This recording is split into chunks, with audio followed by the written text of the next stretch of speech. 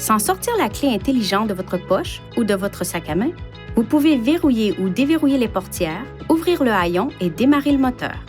Les portières du conducteur et du passager avant sont équipées d'un capteur monotouche qui facilite le déverrouillage du véhicule. Pour déverrouiller la portière du conducteur ou du passager avant, assurez-vous d'avoir la clé intelligente sur vous, puis tirez sur la poignée pour ouvrir la portière. Les autres portières resteront verrouillées. Pour les déverrouiller, appuyez sur le bouton de demande des portières du conducteur et du passager avant dans la minute qui suit l'activation du capteur de déverrouillage de portière monotouche. Le capteur de déverrouillage de portière monotouche ne fonctionne pas pendant les 2 secondes qui suivent le verrouillage des portières. Si cela se produit, relâchez la poignée et tirez-la de nouveau pour déverrouiller la portière. Pour verrouiller le véhicule, appuyez une fois sur n'importe quel bouton de demande de poignée de portière lorsque toutes les portières sont fermées. Ces fonctions sont disponibles lorsque la clé intelligente se trouve à environ 80 cm du bouton de demande correspondant. Pour activer ou désactiver la fonction du capteur de déverrouillage de portière monotouche, appuyez sur le bouton Menu du panneau de commande, touchez Réglages, touchez Confort et commodité, puis touchez Capteur tactile de portière. Le capteur de déverrouillage de portière monotouche est activé lorsque le témoin lumineux de l'écran est allumé. Lorsque cette fonction est désactivée, il faut appuyer sur le bouton de demande de poignée de portière tout en ayant la clé intelligente sur vous pour déverrouiller la portière du conducteur.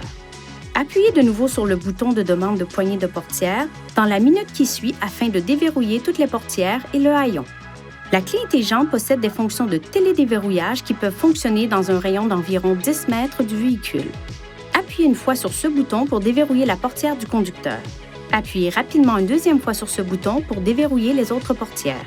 Une fois les portes déverrouillées, maintenez le bouton de déverrouillage enfoncé pendant plus de 3 secondes pour ouvrir les vitres automatiques, le cas échéant. Appuyez sur ce bouton pour verrouiller votre véhicule. Les feux de détresse clignoteront et le klaxon retentira pour vous aviser que les portières ont été verrouillées. Si vous quittez le véhicule et que vous fermez la porte sans la clé intelligente, toutes les portières se déverrouilleront et un carillon d'alarme retentira. En appuyant sur les boutons de verrouillage et de déverrouillage pendant plus de 2 secondes, vous désactiverez la fonction de klaxon. Les feux de détresse clignoteront 3 fois pour vous indiquer que la fonction a été désactivée.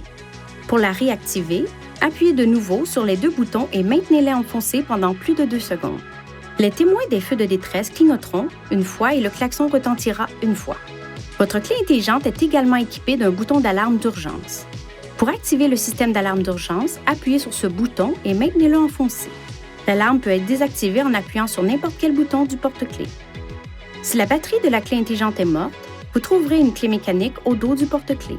Relâchez le bouton de verrou pour faire sortir la clé mécanique. Il est possible d'utiliser jusqu'à 4 clés intelligentes pour un véhicule, à condition qu'elles soient enregistrées auprès d'un concessionnaire Infinity avant d'utiliser le système. La clé intelligente comporte des composants électriques sensibles. Veuillez éviter les situations suivantes, qui pourraient nuire à son fonctionnement. Ne la laissez pas tomber ou ne la cognez pas contre un autre objet. Évitez tout contact avec de l'eau. Gardez-la à l'écart de tout équipement produisant des champs magnétiques, notamment les ordinateurs, les téléphones cellulaires, les téléviseurs et les accessoires audio, et évitez de la garder sur un porte-clés contenant un aimant. Veuillez consulter le manuel du conducteur pour obtenir des renseignements importants concernant la sécurité et les limites du système, et pour en savoir davantage au sujet de son utilisation et de ses caractéristiques.